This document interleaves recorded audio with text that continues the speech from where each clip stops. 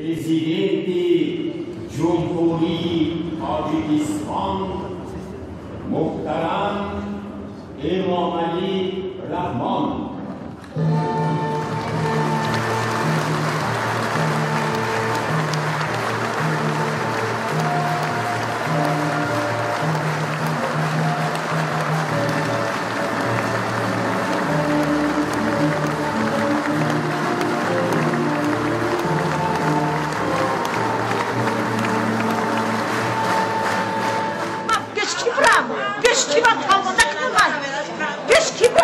Kibram خواب گذاشت دیگه 270 تومان میسپرم کجا برم من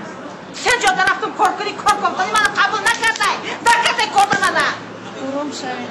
کجا برم من کجا برم 3 جا خواب قبول نکرده من کجا برم من رئیس کجا برم من کار یافتم کسم کار کنی خوب یادم گفتم تو شو یادم کار کنم من کار کنم باش من قبول کنم کار کنم من کجا برم من کجا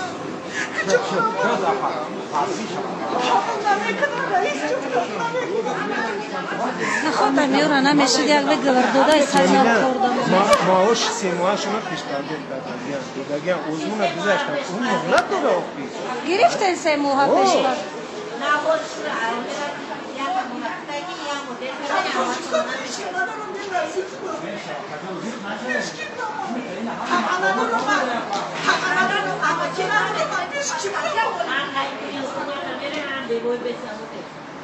Я так, что мы шапка, где мы носишь, Tu общий, ты на багах, ты скидав на рамника, общий такой,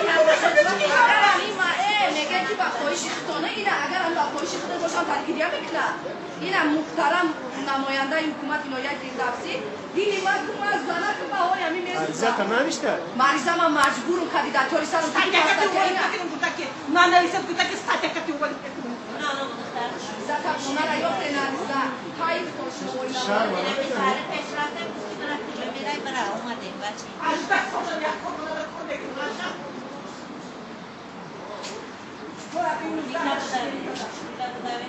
ما 27 نفر کارگر بدیم 4 سال کاری داریم این ایش 27 سال کاری داره اوش 28 سال کاری داره اوش 10 سال دیگهش با پنسیاش مونده ما 27 کسا ای کار آزاد کردن کی از کار آزاد کردن 20 январ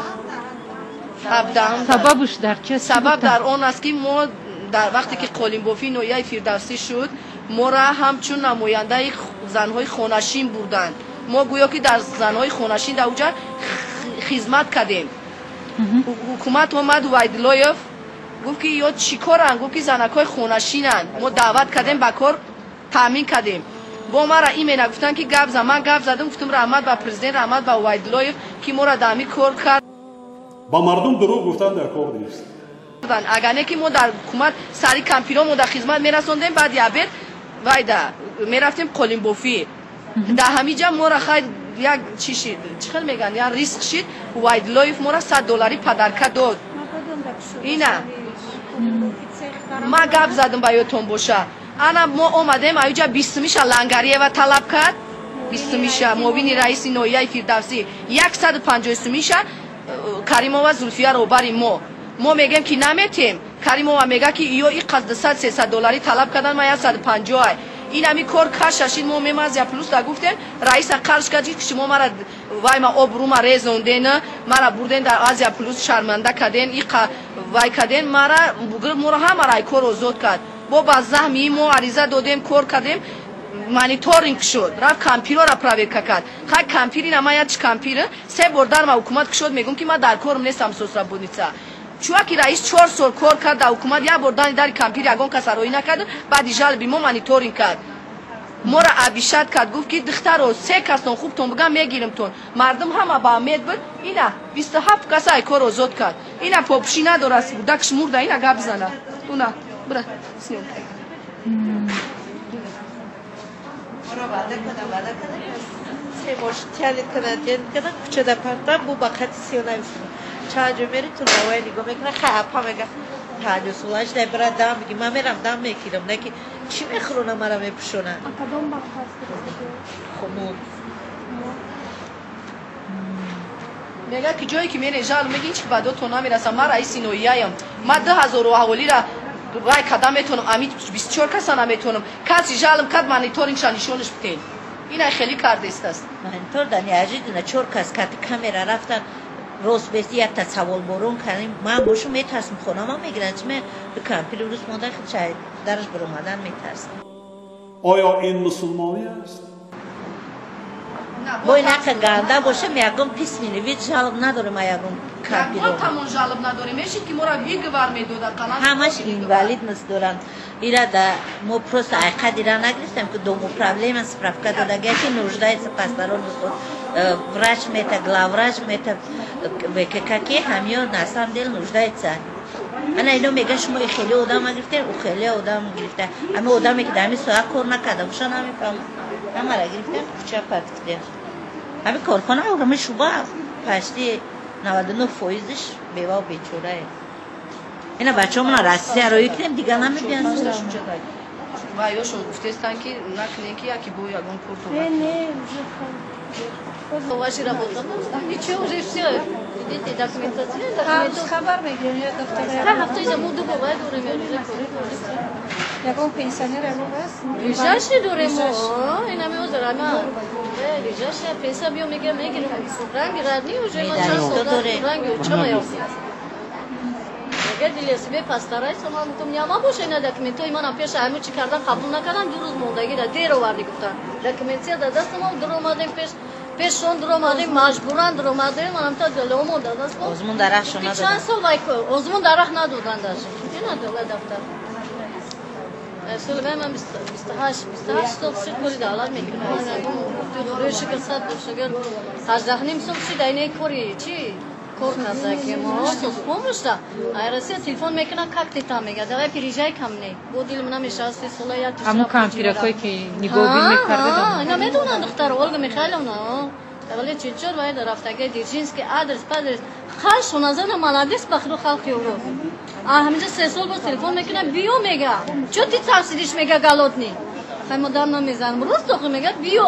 حالی هم بیو میگه ما اینا دکمنتو ما پیش چی به دادستم دادم نافتم سه سال بلبل گفت که بره بود چند سال کار کردی تو هم دیپلم نداره بره اگه تو دیپلم هم سرتیفیکات داره من دیپلم است حال برای همین کار ما گرفتگیم که واقعا که همین کار داشتیم همین دیپلم داده برای فقدان ولی همین دیپلم اینا ایجاد دیپلم اولی نشون تاکی آفریقا را بید شما کار قبول میکنید آفریقا را برید کار قبول میکنید با امید خواجه های خارجیتان نشوید اینا سرتیفیکات را بید رئیس هم مرا در خاک زد که شما به وجدان این سرتیفیکات اینا یه وقت تا گفت که آفریقا شما را بید همه کار شما را قبول میکنند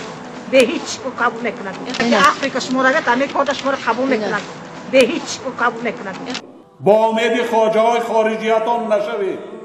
خودشناس باشید حس ملی داشته باشید حس وطن دوستی داشته باشید تات работник لیکن میرا واس در نظر نگرفتن سرتیفیکات ابی سنت چند سال کوری داره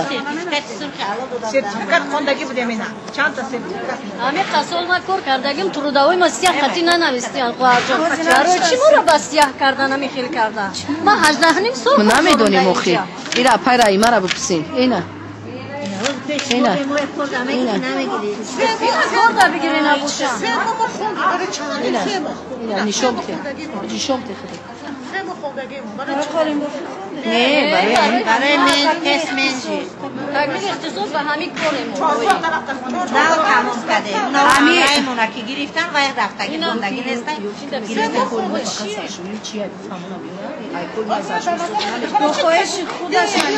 آخی بالای سر موندنم تری ایستادن گفتن که ایکار آزاد شما را میکنیم با دکار میگیریم تون برای که معلوماتون ایکار آزاد میکنیم با شما را دکار میگیریم ما را فن کردن مردم را فریب دادن و دکار نیست نمتری سلیومکا ممکن یک روز 27 کس با خوشی خودش میره با شما ما هم قصایش دخوارجان کار کردم اگر یکون کس مجبور نکنه همه با روشکای کبوت روشکای کبوت اچیلی اومدن که ما 18 نیم سال کار کنم با روشکای سیاه بگیره سیاه کنم خب بسیار خیال کردیم که معلومه را ترس میتن و جواب میتن گفتن که ما را که ترس میتن معلومه برو همه برای معلومات معلومه گفته که من خدمت سر میتم رئیس ترسیده کریم وظیفه گفت که من خدمت سر میتم ها من کارای شما را میدونم چیکار میکنین و یا را شانتاژ کرد با میدی و یا ما را این طریق کردن موندن چی اینو کار نبودن همه اینا دیدی و ای مشهور پنج کار کردن خدای شکر 100 بار شکر تو یکم جدا یکم پرابلم نکردم 100 بار شکر امروز با این رئیس ما شیطان شدیم چی شدیم کارگر با فکر من که دیگه نمیومد نخواه همی در کار نبود همی در کار نبود چون که گفتم بریم بخونینش وظیفه ما ای سرشویی بورد نیست وظیفه ما ای آبازی کنینی ای مثال وظیفه ما است یک کامپیوتر میبریم داکیومنتش توغی میکنیم یک کامپیوتر میبریم یک داکیومنتاسیش میگه در موندی هر یوریست فقط میگه که شما کامپیوتر جلب کردن باید خدا در خوره همه خدا در خوره در 18 سال گرفتیم خدا طلب کرده کو خدا خدمت خدا را بده خدا را بده برای همینه که تو اودر میگه که ما داد کنه شو شرمنده بده خدا شرمنده تبریک شرمنده چو شرمنده بده خدا شرمنده تبریک شرمنده و در میگه که کذا کذا خدا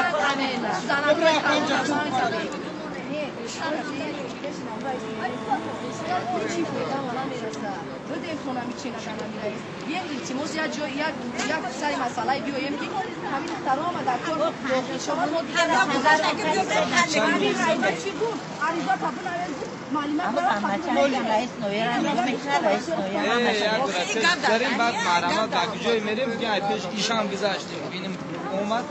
سشم دی تجربات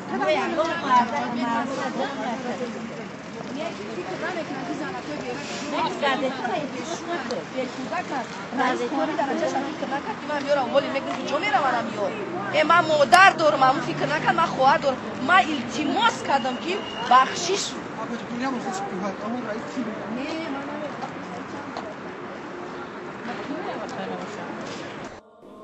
آیا این مسلمانی است؟